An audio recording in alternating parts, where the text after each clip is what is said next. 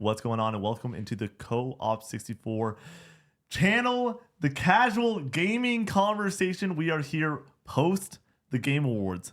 3 hours and 10 minutes of goodness. I'm one of your hosts, Nicky Two Shoes, Nicky Ops, and alongside me we have the brother Evans, Connor Evans. Connor, how you feeling? It was brisk. 3 hours and 10 minutes. That's a quick Game Awards. They had some pep in their step, and it was chock full of great announcements, good awards. Pretty by the numbers when it came to the awards. I think a lot of what we expected to win did win, but for the announcements, it was all over the place. A lot of stuff completely out of left field, and the pace just, for the most part, did not let up. So really good. Feeling good. No one got played off stage the entire time. I think that's a first for the past, I think 3 or 4 years, honestly. Brady, how you feeling? Oh, Brady's joining the podcast, by the way. Brady, hello, how's it going? I'm here. Hello. We're suited, we're booted, and for a good reason, dude. I was surprised. Like you said, it went by fast. I blinked, and an hour and a half went by. Yeah. It was so good. That first hour and a half, especially, Crazy. it was just like, holy shit, like, what just happened? Dude, Shadow the Colossus' creator is back and making a video game. I was literally like, after finishing The Last Guardian earlier this year, I was like, I just need another one of these, and he's due. And I looked it up, and I was like, he's making something with Epic Games. And then when that popped up, I was like, it's happening. So we're gonna break down basically the show. We're not gonna go over every announcement. We're gonna go over some of our favorites. We're gonna end up grading the show. We're gonna talk a little bit about what wasn't there. We got a pod and a half ahead of us. But Connor, I'll let you take it away. You got. Do we want to? Let's grade it first. You want to grade it want to first? start with the grade? Yeah. Oh shit. Okay, Connor. What would you grade the Game Awards 2024? I asked for a grade, and I didn't even think about Score. it. 10, what Out would of you 10? score it? Yeah.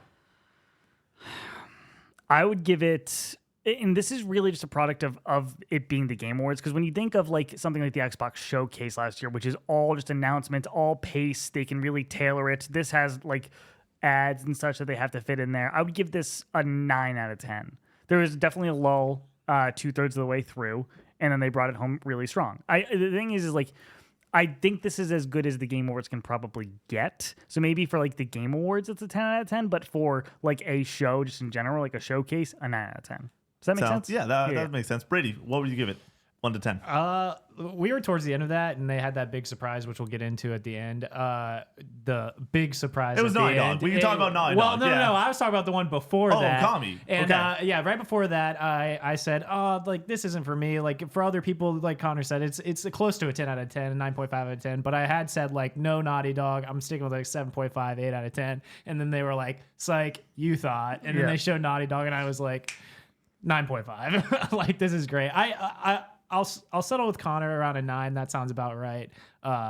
So yeah, we'll go with a solid 9. I am gonna just throw out the fact that if this isn't a 10, I don't know what is when it comes to the Game Awards. Because we know that it's going to be commercials. There will be a little bit of pacing issues, mainly because there has to be like I assume that developers are trying to decide their slots and stuff like that. It's not all Jeff Rund of like perfectly curating the show, but we did have that moment where it was a little bit of a lull, and then we had something like Mafia that just keeps it going, where there's a little bit of excitement. Like during the lull, we got Mafia summer next year. Get ready to play that awesome looking game, and then it's Okami that makes Jeff almost cry. Like that is an Elden Ring level reaction. Honestly, it seemed beyond it, like the way that he was announcing that game, and it was really awesome to go and see this man just be like, I love video games so much, and Okami is art. It is the medium that we love.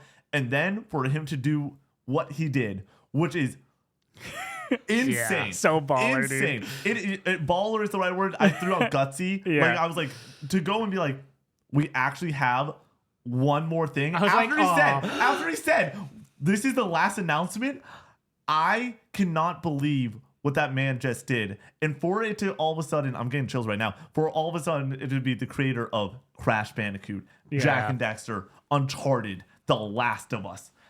I have full body chills right now. Once again, we will go down the list. There is probably 10 announcements here that are games that I'm going to play, and I am legitimately really excited for. And that's not including something like Mafia that I'm like, that's a really cool video game, and we're probably going to play that. We're probably going to review it. Yeah. It's going to be a lot of fun.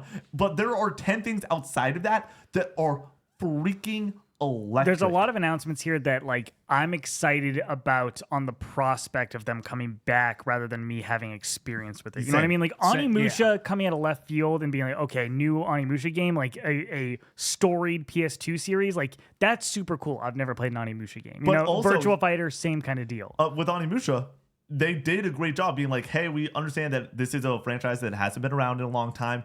Let's show some gameplay. Let's show that this game is going to be freaking awesome with it. It like went beyond the cinematics. It wasn't exactly gameplay, but it was showing like what the game plays like and a little bit more stylized.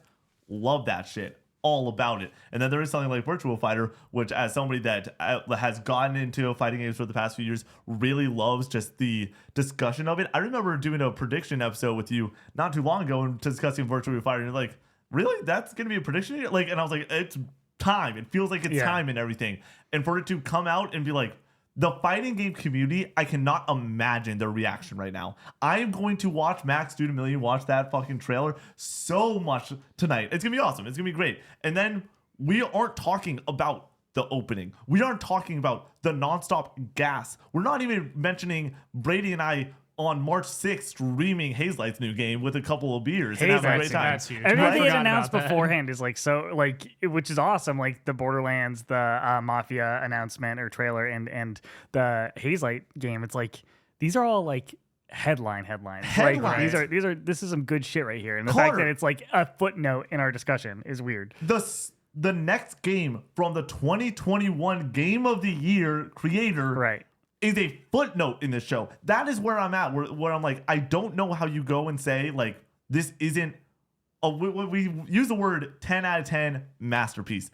In my mind, this is a masterpiece of a showcase. This is, like you're right, Xbox this year delivered the fucking goods when it comes to a showcase. They're able to tailor it without commercials and really just press the gas every which way they want to. This is Jeff pulling the Avengers together and just being like, we got it all. From major headlines to the best in the industry to indie games to things like 2K and story franchises. I'm giddy right now. I'm so happy. I am, like I said to the chat multiple times during the show, I'm humbled to get to talk about this. Like, I cannot believe that just happened and we got to experience it together. You know how you call me out all the time for calling it, like, it's one of the games of all time. And you're just like, every game's a game of all time, you moron. I'm like, that is the showcase. Like, that is, we just witnessed one of the showcases that we will talk about for years and years to come. I mentioned Game Awards 2022 is the best Game Awards I've ever seen before this. This dog walks it. This fucking runs laps on it.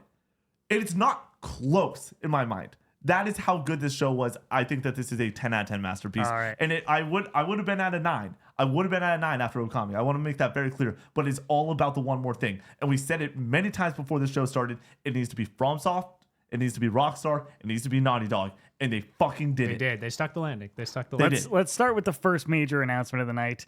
Ninja Gaiden Rage Bound. Stop. I know we wanted to hop right into into The Witcher, but that's a pretty cool announcement. Blasphemous developer, Ninja Gaiden Rage Bound looks fucking awesome. I'm in on this. I think I will play this probably. Oh, really? Yeah. It does look awesome. Don't get me wrong. Great art style. Looks interesting. I'm just thinking about the next year and a half of gaming that we have, and I'm like, where do we squeeze this in? I'm thinking about the fact that, dude, we discussed, and we'll talk about Hazelight in a moment, like in probably 45 minutes, but that game's coming out March 6th. That's a week after Monster Hunter, which is a week and a half after Avowed.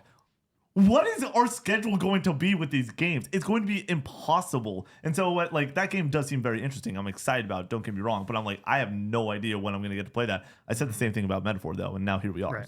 So now, obviously, hopping into The Witcher 4 to kick it off. You guys know nothing about The Witcher. The fact that I watched the first episode of the Netflix show. Yeah, the fact that I was like, oh, it's Siri, and then you guys were like, I know nothing about this person. It was a little funny to me just to be like, oh, they might get cooked for this for not knowing who this is, but it's not your fault. I won't play the first 2 games. I might play the third game. I'll just watch the show, and then we'll see what happens. But you have to. What if I read the books? I'll read the books. Apparently, they're totally different. Really? Or like they use the same like characters and lore or whatever, but like it's very different. Okay. The show. I'll definitely play 3 at some point. Like I said, I do own it. So like, It's We one of those, should both play 3 Yeah. together at the same time I'm or down. whatever, I just to know, kind of why like is it motivate Q2? each other. We'll have some time early next year. So Yeah, get into maybe this. January. That might be a January game for us. I don't know. Maybe, yeah. I can knock Cyberpunk out pretty quick. It's Yeah, not too that- bad. well, You're I'll just play on a CD Cyberpunk, Projekt too. Red train Yeah, then. You're going honestly, from might as Cyberpunk well to that. ride the But- wave, baby. Yeah. But can we talk about real quick though?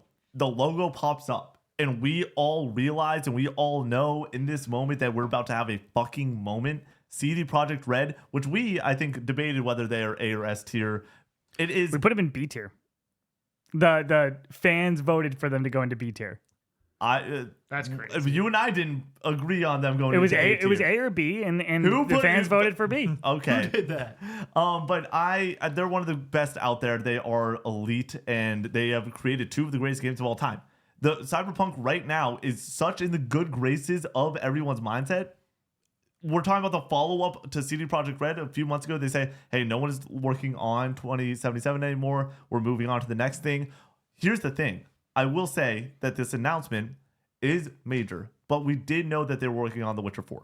Yes. That was a thing that already existed. They already made that announcement with the snow in the background and everything. I remember that press release. Now it's really a question of like how far along are they? When do you think we even get this? Like I think this is a 2027 game at the Probably. absolute earliest, and we know how belabored and troubled the development of Cyberpunk was and how it ended up kind of shitting the bed at launch. That like they must know they cannot fuck this up. Yeah. And they need to take as much time as humanly possible on it, but they also need to put out a game and Yeah. make profit. We didn't obviously. see like a ton from it either. It's Yeah, not like just they showed cinematic. us a It's a lot. It was cinematic. mostly cinematic or all cinematic, really. But honestly, when it comes to like opening the show, I didn't even think about The Witcher Yeah. for it. So that Huge. was very caught off guard, Yeah. but pleasantly surprised.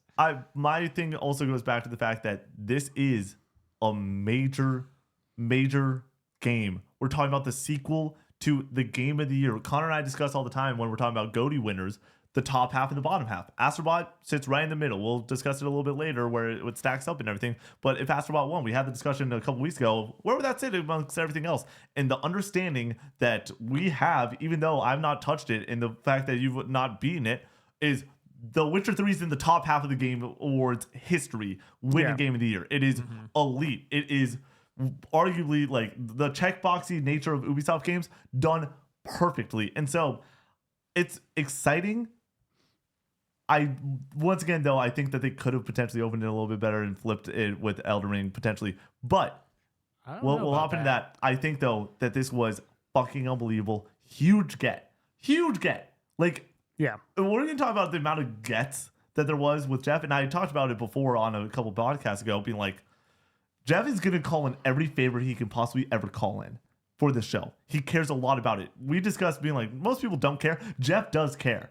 And for him to go and work with CD and make it happen and everything, and for it to be a 6-minute trailer, the trailer did remind me, though, a little bit of Hellblade 2019. We get a little bit of a tease. It's cinematic and everything. And then 2021, we get the long trailer. This feels like the 2021 long trailer. I think that this game is 2027 at the earliest. Yeah. Most likely 2028. Which is fine.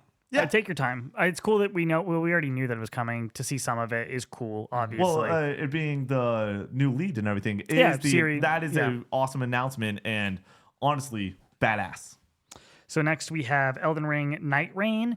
I think that the excitement for this trailer just like it peaked at the FromSoft logo, and then the more the trailer went, the more I was like, this is very clearly an expansion and not a new game. And I know that they called it like its standalone thing, and they really do want to harp on that, but it is so obvious to me, and based off of what other people have said now, that it's kind of like a roguelike or like a survival game with co-op or whatever, that like it is relatively disappointing. It also just didn't look that great, like crispy. It didn't look clean. Well, the Elden Ring itself doesn't That's look fair. like That's fair.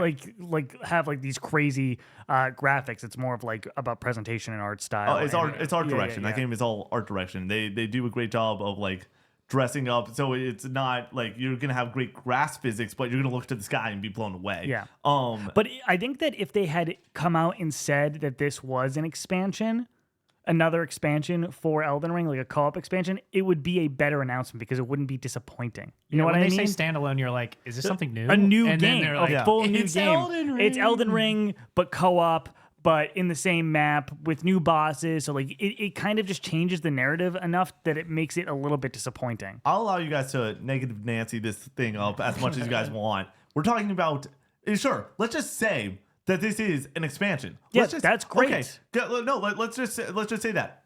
And then if they were to announce it that way, sure, let's say that the presentation isn't like of what they're showing isn't the most exciting thing. And it is just an expansion. Let's lower it to just an expansion. Let's just say it's just an expansion. Oh, the expansion that we just got was a fucking masterpiece. And so if it is 30, 40 hours more of Elden Ring with my friends, sign me the fuck up. I don't think it's going to be as robust as Shadow of the Erdtree. That's my prediction. But the hard part is it should it can't be. We're talking about a co-op experience. Yeah. That is just ridiculous to go and like think that is possible. But we're talking about Elden Ring Seamless being a phenomenal experience. It is really cool. I think that this could be a moment. Like this could be a lot of fun when it comes to playing with your friends, experiencing Elden Ring. Brady doesn't like hard games. I will hold that dude's hand all day long. We will get through that experience together, dude. Like, I'm not trying to minimize how much fun it's going to be, how great it's going to be to experience the world of Elden Ring with friends. I'm just strictly talking about the announcement and how it was presented is setting it up for failure. Because it almost feels dishonest at first. And then once you come down to the realization that it's more of like just kind of in the same map and more like just a co-op experience in the Elden Ring world, it's like, okay, like that's fun. That's great. That's a great reveal. I still want to read every press release on this. Do we have a description written by them? That helps. I need all the details. Mm-hmm. I need to see a deep dive of 20 minutes of what the fuck this game is. And the exciting part is it's next year. We're playing this thing next year. Yeah. That game's gonna win Game of the Year. That also hurts. Next year. That also hurts the idea of how ambitious this could even possibly be. That's true. Mm-hmm. Like, come on. Yeah, and they just recently said that they're working on multiple projects. This is probably why they are like they can say that. Yeah. They are probably working on a full new game and this. And it's like, okay, that makes more sense to me when it comes to their project slate. I'm still extremely excited. Project Robot is how they have this listed. The new game from Ueda, the creator of Shadow of the Colossus, Eco, and The Last Guardian. As a huge fan, me and Brady over here, massive fans of Shadow of the Colossus, as somebody who played The Last Guardian for the first time earlier this year. Out of left field, so excited that this was here.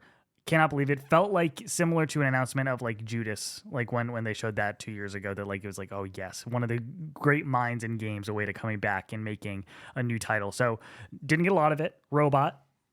Big robot, you climb it, fly off, and then you fly off, and something's coming after you, I guess. It's mysterious. That's really all we know. But I'm glad that we have confirmation that it's happening. We got a good like little tone setter. Right. It looks like nothing that they made before, which is fucking awesome. I'm stoked on that. But it still has that kind of like, I almost can still see the direction in it. You know what I mean? It's like you could tell it's like it's them and they don't miss, and this is gonna be good. I know it. It's mysterious. They didn't show me a lot, but I'm excited. It feels like Nolan when the Tenet trailer dropped, where it's like this is different, but it's definitely got the hands of Nolan and everything. Like I felt like all of us were just like, this is going to be the next game that feels like Shadow of the Colossus. And Shadow of the Colossus, in my opinion, is not the greatest game ever, but there is something so special about it, and all of us would agree that there is that like feeling that you get while playing that game that makes you feel small and big at the same time. It's unbelievable. Oh, and there's a sense of scale in even The Last Guardian, which isn't as focused on like climbing big things. Yeah, that, like it's just it's big in the environment, and they always have a way of just kind of making you feel like you're in this otherworldly location. And I think that's really cool. Yeah, and so that's one of those that I can't wait to see more of. I don't think we're going to see it for a long time. That's not something that's going to show up next September or something. They've been working on it for a while, though. I mean, The Last Guardian was like 2014. This feels like one that we'll see 2020. That might be wrong. 6 Game Awards. 2017. I think we're going to get 2026 Game Awards. They'll be like, we announced this a couple years ago. It's coming out 2027. That's how that game feels to me. Next up, we have Split Fiction, the new game from Hazelight. This is one of those situations where it's not exciting because it's more of the same, And that in itself is kind of exciting. You know what I mean? You're getting exactly what you want from this studio. A co-op adventure split between sci-fi and fantasy. Looks awesome. Looks like a ton of fun to play with another person, like, which is just what they do. So you know exactly what you're getting here. They got a formula, and that formula works. So why switch it up? But I mean, they're sticking with the kind of the same thing, but something new. Right. And I don't I'm want them to excited. switch it up. Exactly. Honestly. No, it's like you do this good, you don't miss. It's like just keep going. It's awesome. Yeah, I'm really and it looks excited. cool. And like it really comes down to the fact that game's gonna come out. We're gonna play it, and there's so many times that we're like, oh, this is guaranteed money in the bank. It almost feels like Insomniac to some level, where it's like Right. they just make really great video games. They made a game of the year, but all of us, I think on this table would agree that like it was a shock when that one game of the year wasn't a guaranteed slam dunk 10 out of 10 banger. But they make really great games, and to go and have a game like that in March, fill out the year a little bit more, sign me the fuck up. Yeah, right Super after the creative. craziness of February. By the way, like that game comes out and we're streaming Monster Hunter Wilds. I'm pretty sure on that day, like already scheduled, like because it's coming out at a really great time if you're not playing Monster Hunter, because then you'll be done with the Valley, you'll be done with Assassin's Creed Shadows. But if Monster Hunter is your forever game, maybe that's still a good like pair. Like you're playing Monster Hunter, and then on the side, we do a couple streams for you and Brady. I'm curious how rock it. long it's going to be. Like, I just hope it's kind of like one of those 10-hour games, or maybe Yes. like just even shorter than that. Like, give me a 6 to 8 hour 6 game. to 8 hours. If it's That's one what of I these want. 16-hour games, like it's just gonna hurt. I think I imagine it's going to be the same length as It Takes Two. Yeah. at Yeah. least. See, I just cut 4 or 5 hours. Yeah. off They of like, that, this dude loves being ambitious with creativity and pushing the limits of what co-op gaming can be, and I think part of that at this point is game length. Being like, it is impressive to go and be able to be like, oh, we have this many. It's like we all would would prefer you tighten the screws a little bit up and like make it a little bit more polished. But it is really impressive the fact that like we saw like pigs flying, which is hysterical, and then them turning into hot dogs and everything. I'm like, Yeah. that's a fun Interesting. bit. This gameplay is gonna be wacky and wild, and it's gonna be great. Also, I think it's going to be a really cool story compared to It Takes Two, which I think really like has an interesting premise that then falls short with a story. It Takes Two is just very like spoon fed and like generic. You know, it's like I don't know. With it's really its good. narrative, or with its its narrative, yeah. you're like it's like a Hallmark, you know. Yeah. Like you know what's gonna happen, but like it's not to take away from the game. It's It's really all the cool. gameplay for me when it comes it's to it's Takes all Two. gameplay. Yeah. Next up, we have Borderlands 4, which I feel like from the Take Two stable of games, I feel like I know what I'm getting with all of these. Like Borderlands 4 looks like better looking Borderlands 3, Right. and hopefully it has a better story, and that's what you want. And so there isn't really a lot to be said about it, and there's not a lot of hype to be had when it comes to Borderlands 4, because I feel like you're just gonna get what you're looking for here. Coming So- from me, like a person who I don't know anything about the Borderlands story or the storyline or anything. All I know is the art style and the gameplay. I've watched you play. I remember watching you play a little bit of it in mom's basement when we were younger. But so yeah, like you said, it just looks like better Borderlands. It looks like Right. the exact same thing, but who knows? Yeah, I think the biggest question mark here is 2025. We didn't get a release date. We didn't get a release window. We I still feel got confident in 2025. I feel confident. 2019 was Borderlands 3. Slam dunk. I think that is next year. My biggest fear with it is when the fuck is it coming out? And when do we see it next? Are we waiting till Mafia comes out? When are we going to get an actual date for Mafia? Also comes to mind. I think since they didn't put a date on either of them, you can't assume one is before the other. I understand, but like there's only a certain amount of time that in my mind makes sense, because I feel like Mafia is a July, June type of summer game, Right. but I could be completely wrong, and it could be, hey, this is August and then Borderlands is May and we're figuring it out from there. But like I look to that and it's a major question where we also have this small tiny little game called GTA 6 from So that's why Rockstar you and spread it everything. out Well, throughout the year. they have to spread it out, and then the question becomes, is GTA 6 going to hit next year? I am still doubting it at this point. I want to believe, but like I think they're confident in it. Yeah, by default, it's I gonna hit. understand, Like, but then it's gonna hit. we need No, he means for a release date. release date. yeah, okay. I think that it needs to be Borderlands needs to be first half of the year. That's what makes sense to me. If and for us to not get even spring, I know that sounds ridiculous because it's only a few months away. I just but think like, that the way that people talk about release dates at this point has changed drastically. They hold it close to the chest until they're ready to like actually nail something down, and then they reveal the release date. Which good. I mean, They like should. Metal Gear Solid Delta wasn't shown here, but I could easily see that being literally March. yeah. And it could be shown in January at the State of I Play, was and about then to it's coming say out in March. the nice part of this showcase, and we're going to talk about PlayStation, we're going to talk about Xbox, we're going to break all that down, but it still feels like both of those publishers are ready to go in January for a developer direct and for a PlayStation showcase where we get a State Death of Stranding. Play. Oh, sorry, State of Play. Where we get the Death Stranding 2 date, where we get Ghost gameplay and a window, where we get more and more. Seeing Ghost gameplay at this point feels like it's don't too want to. soon. Yeah, I feel like you by show the it. way, I feel like you show it in towards the summer, and then you show. Yeah, Yeah. I'm also that works, but I'm like January feels like they love that January, early February slot. Yeah. This showcase, I think, primes them for that. I do need the people in the chat and the people that ever watch this podcast to know we're not going to see that Naughty Dog game at anything for a very long time. So When do you think? We'll talk about it. yeah, so I will say though, the more the stuff that is going to be a little bit sooner and everything, there's still a lot of question marks. That's where we'll get the Metal Gear Solid date. That's where we'll get Death Stranding 2. That's where we'll get some of these titles that are going to be a little bit newer and fill out the year next year, because we do sort of know what PlayStation's year is, but like there are still question marks that would need to be answered when it comes to the calendar.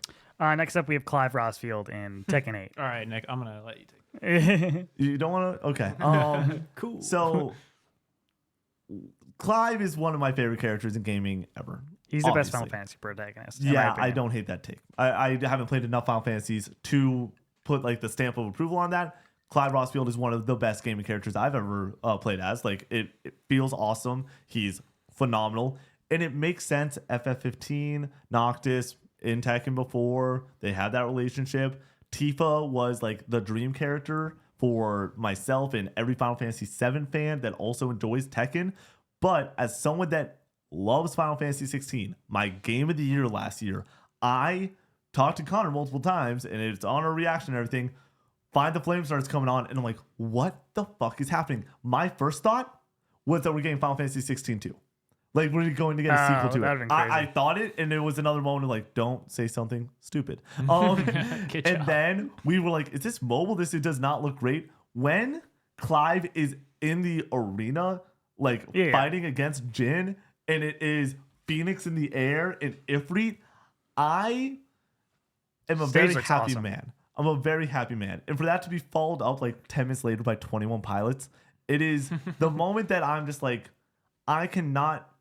Brady's like, this is the Nick Evans show. Like, I this was like, is. who did Nick call to make Yeah, this happen? I What do the not fuck am I have doing? enough power. Like, the joke of like Gatorade get hype moments and years of dreams in 2015 and 2016 of like, what could the gamer themselves want, like individuals. We'll talk about dreams coming true tonight beyond this, but this is so niche and so perfect for me. And the fact that I'm going to, in a couple weeks, play as Clyde Rossfield in Tekken 8, we talk about it all the time. Game Awards Didn't they say it was out right now? no, it's a couple weeks, I believe. Oh. The Game Awards all the time has the things. Hey, you're playing this in 7 years. It's early access tomorrow, but Surprise. December 16th. For release. Yeah, so it's 3 days early. Okay. I remember it saying that, but it says December 16th on here. Phenomenal.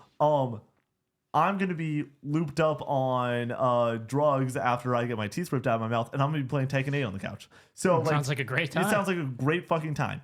I cannot but I getting back to my main point before that was there's games that like are out there way down the line and you get excited about them, but it's always the what do I get now? Like, what's something that I get really excited about that I'm going to be playing in a couple months or in a couple weeks to have this here, to get excited about one of the best games of this year, for me to have the internal conflict of my game of the year decision in Tekken 8 very well can still be number 1, it can still be number 2, it can still be all the way down to 4 or 5. I don't fucking know. But the fact that I'm going to play some of that in the next couple days can heavily influence that decision. I'm really excited about this. This was probably my biggest pop of the night. Like, I could not believe this dream, a dream that I didn't know I wanted, but it came true, and I'm very happy. New Virtua Fighter. Out of left field, totally random. Stoked that it's happening. Sega cooked with this and also Project Century right after it, a new open world looking set in 1915 beat 'em up style gameplay, kind of likening back to the older Yakuza games seemingly. As somebody who hasn't played this series, I kind of am not sure how exactly those games play, but I thought that game looked awesome. I think Virtua Fighter coming back is awesome. A long storied series franchise of fighting games. So stoked. Cool. My knowledge is not deep on this game, but like you said, the gameplay looked really cool, and it looks like something I can definitely get into. I need to just throw it out there before you move on. Virtua Fighter coming back is as big as it gets when it comes to a fighting game announcement. I feel like it's the same as like King of Fighters coming back. But it's also that doesn't happen. Like, we're talking about something that, like, all we get from the big dogs is Street Fighter, Mortal Kombat, Tekken. It's really exciting. We've had a great couple of years with those games. But to go and have a moment where it's like this major franchise is coming back and it seems relatively soonish, and like there's a chance. Is there any dates or anything with it? Like there was like beta stuff that popped up or like early access at 2025 sort of deal. I thought I saw. I blacked out at this moment. I was very excited. But like, it's fucking awesome. And I love seeing more of that type of stuff where like, I'm not stoked about Onimusha that we're going to talk about in a moment, where it's like, because I'm not super familiar with that series and everything beforehand, but I do know about Virtua Fighter and I am excited about that. And to see that here, once again, this was the moment that Brady was like, dude, I can't believe how lucky Nick is getting. Where's my Naughty Dog at? Come on. Next up, we have Onimusha Way of the Sword. So this is a long-running Capcom series that kind of made its bones on the PlayStation 2. I've never played any of the Onimusha series, but I know that it is well beloved, and I feel like people have been kind of asking for Onimusha to come back. They had like a remaster, I think, on PS4. So there was kind of speculation of maybe this is kind of the door opening to more Onimusha if this does well, and of course now here we are.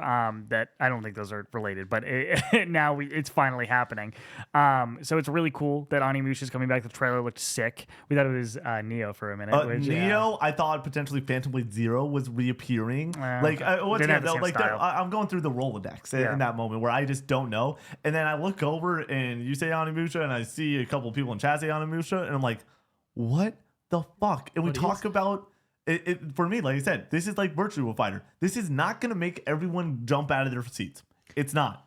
Did you jump out of your seats? No. I don't know much about it, but I see Guberman said it's like Resident Evil with samurais, and I love both of those things very much. Yeah. So, hey, I could do that. I mean, it's I'm Capcom. down. They haven't missed like at all. And this is, I would assume that this isn't a Kinitsugami style game or Exo Primal, is that the dinosaur game? Where it's like a double A game. I think this will be a triple A outing. It looks from Capcom. It looks very triple A. Capcom doesn't miss right now. I'm stoked for this one. This is, like I said, we talk about the things that we can get excited about that we do know. Witcher 4 was something that I'm like, that can't happen today. That would be cool if that happened today. But like to get something like Onimusha, which is a complete relatively unknown of like, this is nobody has this on their bingo card, and for it to look as good as it did, sign me the fuck up. Right. Sonic Racing Crossworlds. Sign me up. A little teaser for that, but Sonic Racing is relatively popular and apparently pretty fucking good. So I'm stoked for the Sonic sickos out there. As we continue on here, the announcements are going to get like a little bit. This was the lull of the show. Yeah. But we had some fun, which I want to remind people, as someone that has watched every Jeff Keighley show since 2020, it can get really bad. It can get way worse. So to have a quick little moment of like, oh, that's something that like, it comes out, we stream that on a Monday together and we like have some laughs and just shoot the shit, and then it shows up on an Extra Life 3 years later because we're pulling something out just to have a quick fun time. Like, sure, that is a game that I could see myself playing on the couch with you guys and having fun. Next up, we have Stage Fright, the game from the Overcooked developers. It looked really cute, looked really cool. Looks like a kind of Hazelight type game, but with co-op experiences at this point. If you're going to do split screen, that's kind of the route you're going to have to go down. It's going to be a little bit derivative, but I like the art style. It was funny. It was cute. They said something about like E3. This wouldn't happen. That at was E3. that was good stuff. That was very funny. Oh, we did not talk about Outer Worlds 2. That's not on here, I guess. Yeah, oh my skip that. God. One, I've called, I believe now on 2 different showcases, Outer Worlds 2 right before it shows up. Fucking got that one in the bag. Outer Worlds 2, Team Green, and this is now the discussion that like I was waiting to have on the other side of the ball. They showed up with something exciting, with something of consequence, and they didn't take, like Connor talks about it all the time, of I don't care about a release date. Show me the next thing. Show me something that's gonna like really like surprise me and shock me. None of us expected that to be there, and for it to have a 2025 date, we were all shocked. Insane. Like, Obsidian is a different level of developer. They're proving that time and time again. The humor in the trailer, great as it was in Outer Worlds 1. I think that like next year, Xbox will not have all 5 of those games released that are scheduled to release next year. That will not happen. And they don't need to. It's funny because every single time they come into the year with 3 games or so, and you're like, they're going to have a stacked year. And then they get 2 of them out, and one of them doesn't meet expectations. So then they have one decent game, and that this year it's Indiana Jones right at the buzzer too, which is wow. You have Avowed this year, and I think the year looks totally different. But for next year, you have Avowed, South of Midnight, Fable, The Outer Worlds, Doom, which is like a really good year. But Outer Worlds day one 5. PlayStation. That was big, wild. yeah. That was big. Once again, that's Xbox's MO at this point. People on the Team Green side of things want and discuss, hey, will we ever get something like a God of War on Xbox? No, because PlayStation is trying to sell boxes. That's not Xbox's MO. Xbox is trying to sell everything as an Xbox right now. They're trying to, literally, they're saying that we are about the games, putting them in front of you and just letting you play where the fuck you want to play. They do not care about console sales. They'll always have a dedicated console. I do believe that. But they do not care about console sales at this point. They care about you spending $20 a month on Game Pass and then forgetting about it. That is what they care about. Or drip feeding good content would be nice as well. Well, that's the nice part where it's like, you brought up Indiana Jones at the buzzer.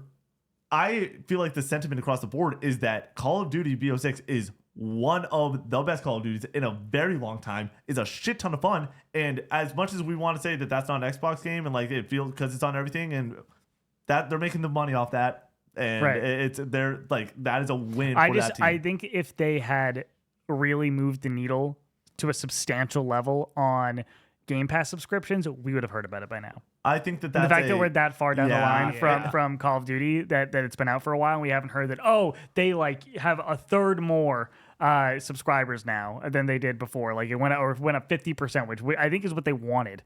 Here's the thing. It's like what they needed. Yeah. Well, I think that they want Game Pass subs and everything, and that is like part of the market. But at the end of the day, them selling a $70 game is still a win. So I don't know. Yeah. I totally forgot to keep going. It's okay. here. Before we move on, we gotta talk about Harrison Ford and being there. Dude, before we forget about Indiana Jones. This is classic Keeley. They love doing that. He handled it way better than who Al was Pacino. it? Al Pacino last year was out of his mind. Yeah. He did not know where he was, what award show he was at. You could told him that he was at the Kids' Choice Awards, he would have believed you. Yeah. Like it was rough. He did have some good banner. He did his job well, which was, hey, read the teleprompter, shake Troy's hand, make it a moment. Cool. The teleprompter didn't work at a moment, but once again, that's Keeley, that's Game Awards. It's not going to be a perfect show. This is not a pre-recorded show. It's live, and so it's a fun moment. It's once again, that's something that makes a headline on Variety tomorrow or something like that. That it goes and adds a little bit more to the show.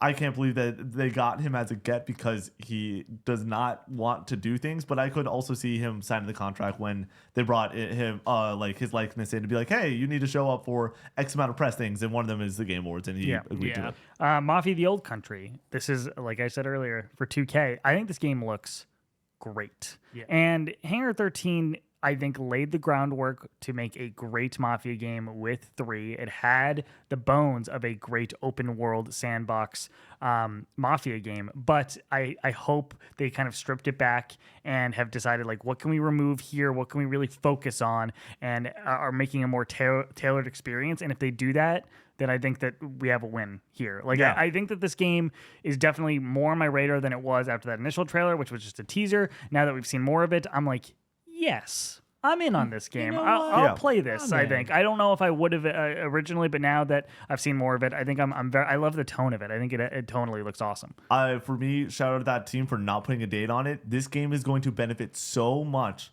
by being in a summer window where there isn't a lot around. Yes. Like if this game comes out, let's just say around key 3 at this point, and it is because every single time everyone's excited to play games right after all the trailers. And normally there's not a lot of games because everyone's working on their marketing cycle. And so normally the summer of June and July, there's 1 or 2 big games. This year was, hey, get the fuck out of the way out of Erdtree and get out of the way of college football. And if you did, you're going to rock and roll. You're going to have a great time. Did you forget about something that's exciting? No, I just remember the Trent Reznor's Reznor. scoring the Naughty Dog game. But yeah, I think that if it stays summer, we then hear about it as the year flushes out a little bit more. It flushes out a little bit more and is like, hey, July's a little bit more busy. Let's put this in June. Boom. Yeah. Perfect. All right. Okami sequel was Are the we already last. there? Yeah. Holy shit. Was the last announcement, but not the last announcement. wait. We need to, as somebody that is a student of the award show, as a student of these showcases and loves the presentation of this, this is something that can only be done one time. It can. You can't be like, we have one more thing, and then we have one more thing again, ever, except for the 20th anniversary. That is a ballsy move. It is gutsy. It is out there. It is outlandish. It breaks the formula of what a showcase could and should be. And for him to go and be like, we're gonna do that, and also for it to be Okami and have it not just be like, that is, in my opinion, Okami is a Year of Dreams, Yeah. Shenmue 3 type of Final announcement. Fantasy VII remake, not as big, but still, that level of the die-hard fans of this would do anything. It is for it. the biggest parallel to it is that Shenmue Shenmue 3. 3. Have you played in any Okami? I have not. I own Yeah. it. I want to play it. It's one of those things that like I'm like, this game's got to be like 10, 20 hours or something. It's like 40 hours. Yes. Jeez. It's Like, like- I mean, it's oh, dude, okay. it's on a lot of our top 10 lists. So Yep. it's Yeah. like it's been It's on my radar. gorgeous. And so like when that popped up, like it's not big for me at all, but I'm like, this is big for a lot of people. Yes. Yeah, and once again, let it have its moment in the spotlight. Let it be this fucking one more 2006 thing. came out in 2006. That's Yeah. like it's crazy. And guess Yeah. what? That's one of those. I'm like 2026.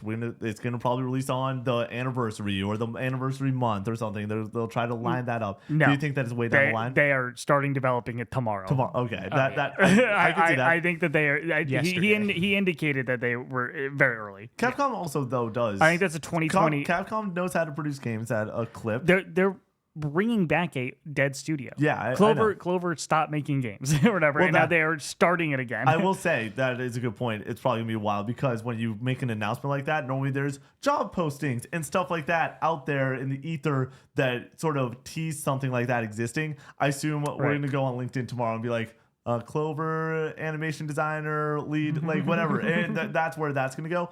But this, let's live in Fantasyland. Let's talk about it because we were talking about it in the moment. This is the one more thing. All of us go, good. yeah, Not great, not excellent, good.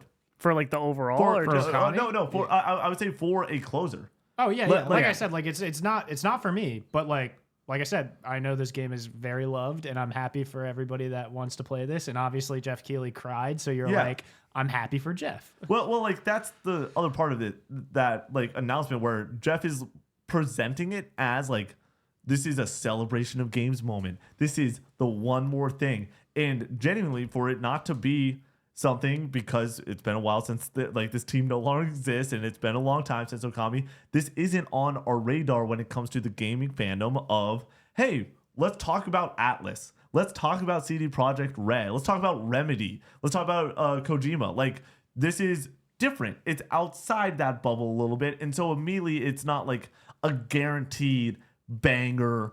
This is gonna be phenomenal compared to something like The Witcher, something like Elden Ring, whatever. Elden Ring, Night Rain. Night Rain. Thank you.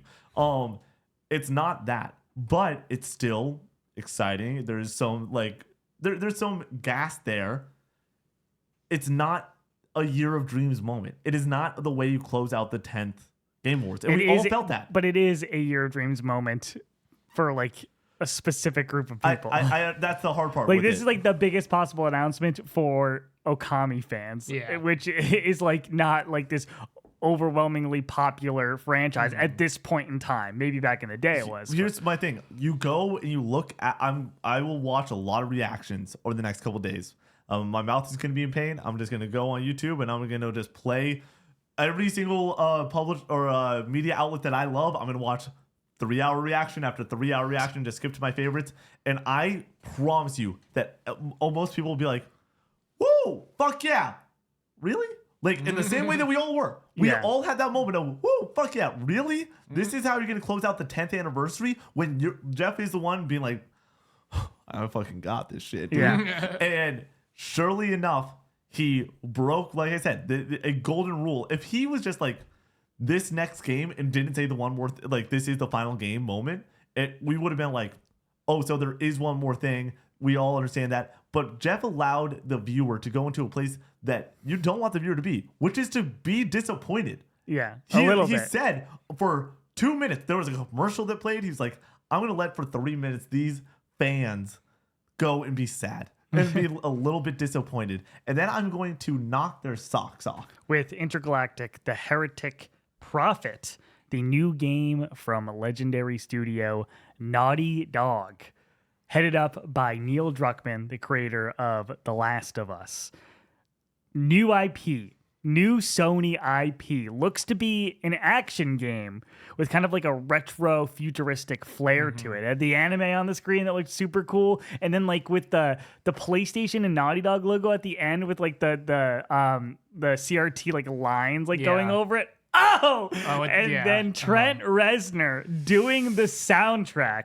This game is far away, but it's fucking Naughty Dog. And you have to imagine they're going to deliver the goods. I think from a tone setting perspective, it's as good as it gets. The biggest thing for me, dude, like you said, in a world that we live in of sequel after sequel after sequel, a new IP, baby. Yep. And it's my bread and butter. And it's from somebody you can trust. Yeah, exactly. You're well. like, you know it's going to hit, yes. dude. You know it's going to hit. And I will patiently wait. Yep. Take your time. Yeah.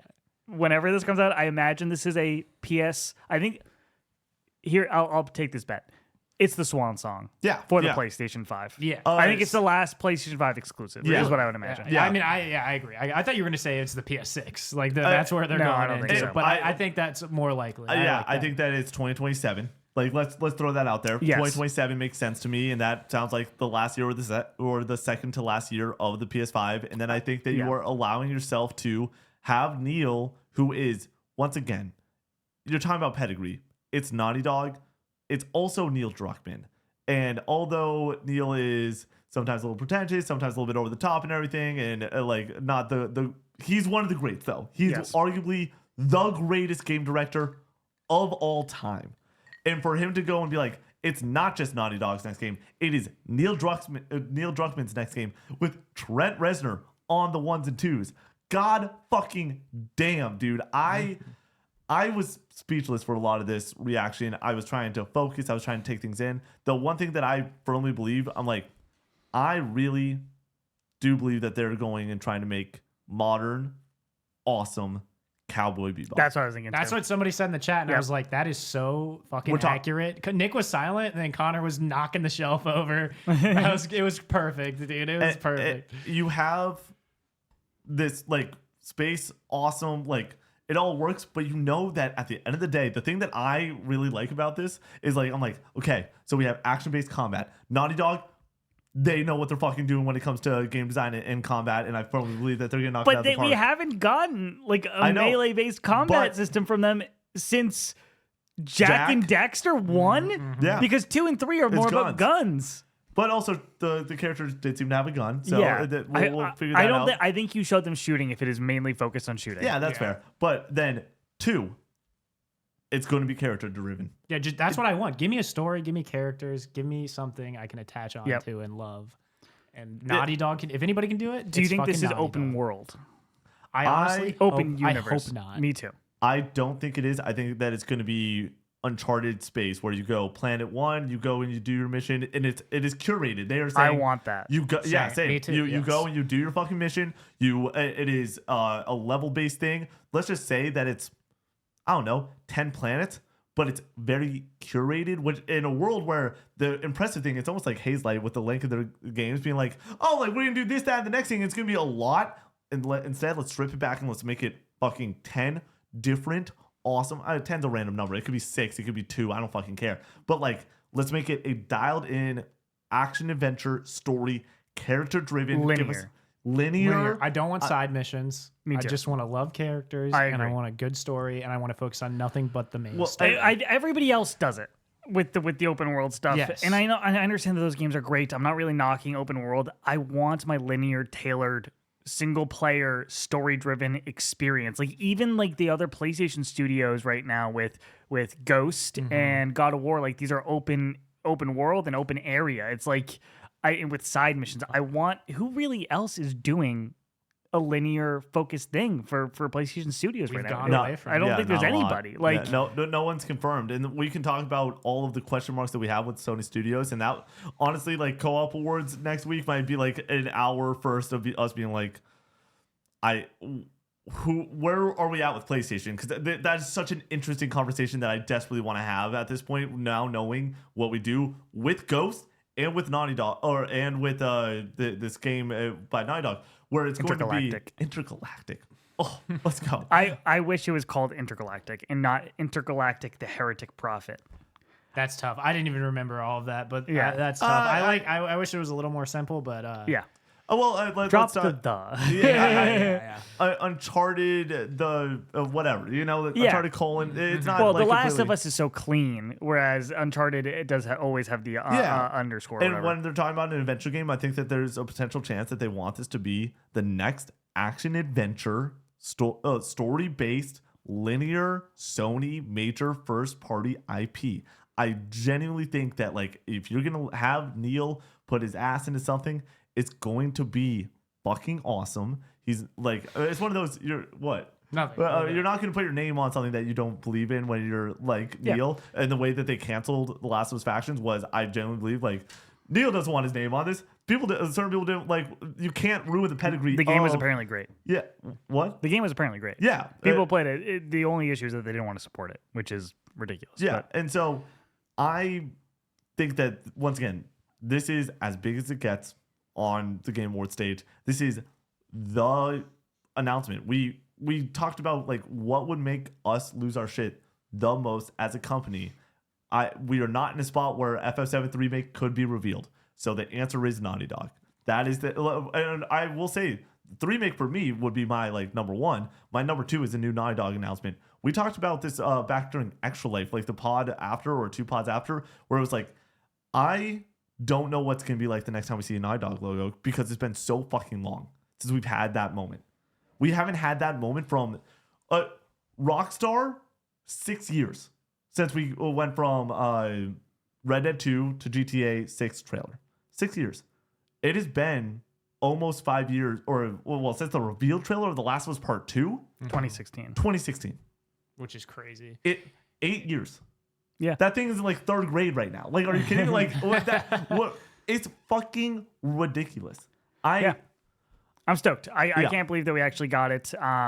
It begs the question, like, why not save this for a state of play? But I think that they just kind of went crazy with Ghost, and then now they show this here and throw Keely a bone, and then we see Death Stranding and maybe some Ghost of Tsushima gameplay at the next state of play, and then you're good to go. Also third party, whatever fills out the next year. I think that this is going to be a very similar January state of play that we'll get, where it will be Death Stranding 2. I think that you do need to go and throw Ghost in there or something like it. Well, here's the then- thing: you don't have Rise of the Ronin or Stellar Blade to kind of fill out the year in the way that you did this year. But that's where Metal Gear Solid says, "What's up?" But it's not an exclusive. That's a good point. Yeah, and Silent Hill 2 also helped build out that January showcase where it was not on Xbox and everything. I feel very confident that PlayStation's direction is, hey, this game is one of those. they wanted to play ball. This is Sony saying, hey, we want to be on the biggest stage possible. The 10-year anniversary, we need to be on that stage. We need to be on that stage. How are we going to do this? I bet that they have known that they were going to do this with Keighley for a very long time. Yeah. That this was not going to be a PlayStation showcase thing for a very long time. Mainly because I also think that we know what 2025 is. And so how are we going to play ball with Keighley and know what 2025 is? Insomniac seems to be either reloading completely on what they're doing next, or it is Wolverine that is having issues, it seems. I think that they're like, we could see Wolverine at the next State of Play. Or Venom. I don't think Venom exists. Okay, that's fair. Yeah. I do think that we will see. I think that there's a good chance we have an Insomniac game next year still. Yeah. And like that, they just are the workhorse. And so it's really exciting. I cannot believe that it's here, but like, I think that this puts Sony in a very good direction, but like this makes sense to be here with everything that they've proved. You talked about how you don't think that there's not going to be another showcase. This announcement to me gives your claim a shit ton of credence. Yeah. Of we're doing state of plays where we got 1 or 2 major bangers and the rest is marketing. Where do we go and release something like this if it's not going to be at a Sony showcase? It is at the Game Awards. It's not at SGF either. It needs to be at the Game Awards. It is that many more eyes. It is the #1 night in gaming. I can't believe. Look, real quick, let's break down the big 4 announcements. If you were to say 4 announcements from tonight, I'm going to go first just to try to give you guys a good mindset of this. And you copy my answers because I think we'll all have the 4 same ones. I'm removing Tekken and Okay, and good, Clyde. because I was gonna say that might be the one we not agree on, but no, it is The Witcher 4, it is Elden Ring, it is Okami, and it 2, and it is the Naughty Dog announcements. That is like you don't need to say that this is your favorite announcement. Those are the fucking headliners that are Year of Dreams, insanity. Onimusha's close. How can you pull this out? What? Yeah. Onimusha is close. take out Elden Ring and switch it with that, and probably about Yeah, right. well, but once again, I know that you guys aren't where I'm at with this of like how excited you are, but it is From Software saying hitting the stage. I don't care if like Miyazaki came out on stage and did a dance and like that was it. I'd be like, that's the 3rd best announcement tonight. Like it is that level when you are From Software. It is the bone chilling moment that you get when you see a publisher name on screen. I don't know. I think that this show was very much just through and through a masterpiece. Like I don't know what other word to use. The way I like to think of these shows is a lot like a concert set list. And hey, you need your #1 song to be your first song, or your last song. You need your #2 to fill it out. #3 starts the encore. All that stuff. The fact that they basically put on a set that reminds me of like, oh, we just saw fucking the Foo Fighters, where it's just like all hits.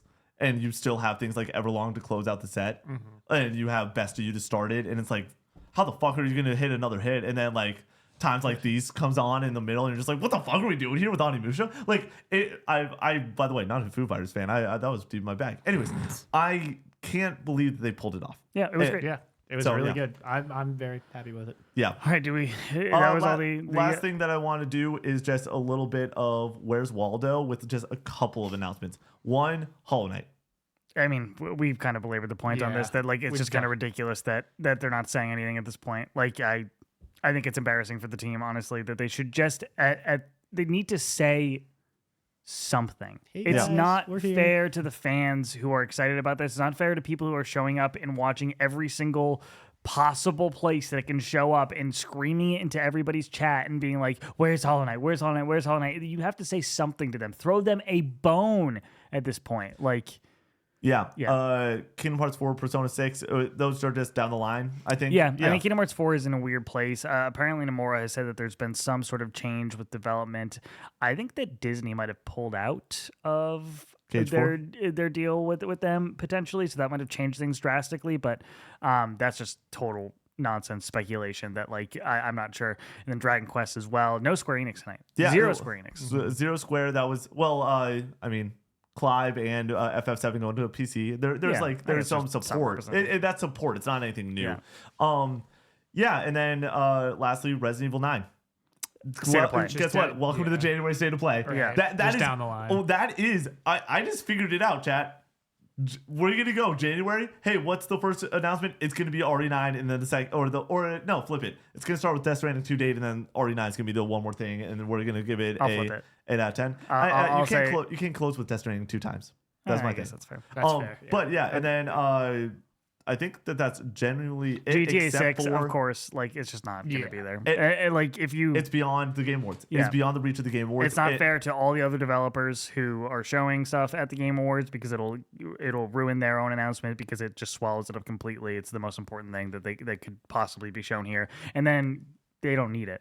Yeah. Like they want to show their game. They can tweet it out on a random Tuesday and get the same amount of views as they do. It will be the at most the Game viewed trailer Awards. Yeah. of the year whenever you do that. Regardless of where it's so yeah, shown, super exciting. And then lastly, do you think that anything should have won over something else besides Game of the Year or anything like that? I think that they got it mostly right. I'm happy. Yeah, I'm happy with it. I'm okay with Astrobot winning. Yeah, I think it deserves it. Luke Roberts should have won performance, I think. Yeah, that's an interesting one, but also Hellblade 2 excels at like three things, and the performance is one of them. So the voice acting is just great. It's insane.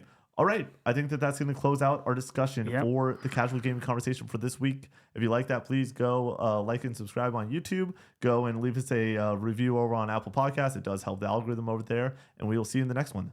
Peace out. Bye.